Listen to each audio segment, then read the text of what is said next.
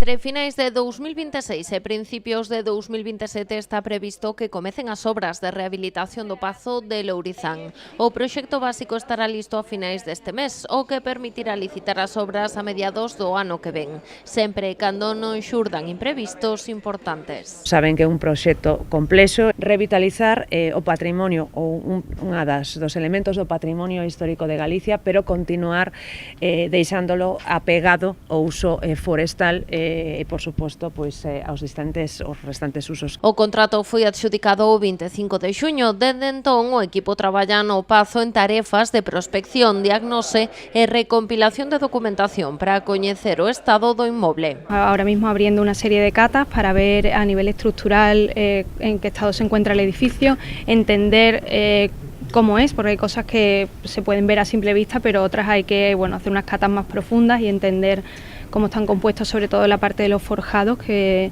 tienen una serie de demandas a nivel de requisitos estructurales a día de hoy de puesta en marcha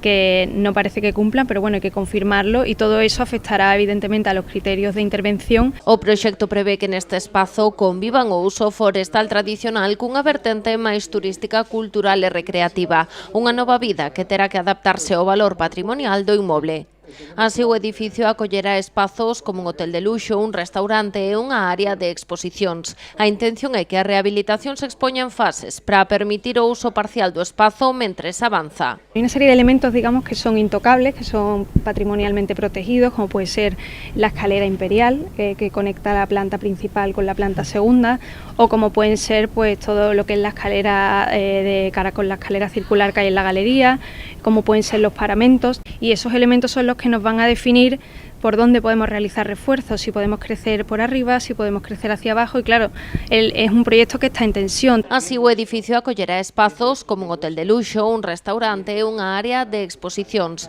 A intención é que a rehabilitación se expoña en fases para permitir o uso parcial do espazo mentres avanza a intervención. Una vez que tengamos el proyecto, qué es lo que vamos a priorizar para que se pueda empezar a disfrutar de partes, digamos, de toda la estructura, mientras de manera evidentemente segura se termina con las fases que queden. No es un proyecto muy grande, entonces yo pienso que no va a haber que esperar al final, de la totalidad de la obra para que los ciudadanos puedan empezar a ver un poco el resultado, ¿no?, que vamos a tener. En canto ao orzamento, a conselleira recordou que inicialmente se falou de 15 millóns de euros, pero Lorenzana xa matizou que se trata da contía mínima que requirirá a rehabilitación do Pazo de Lourizán.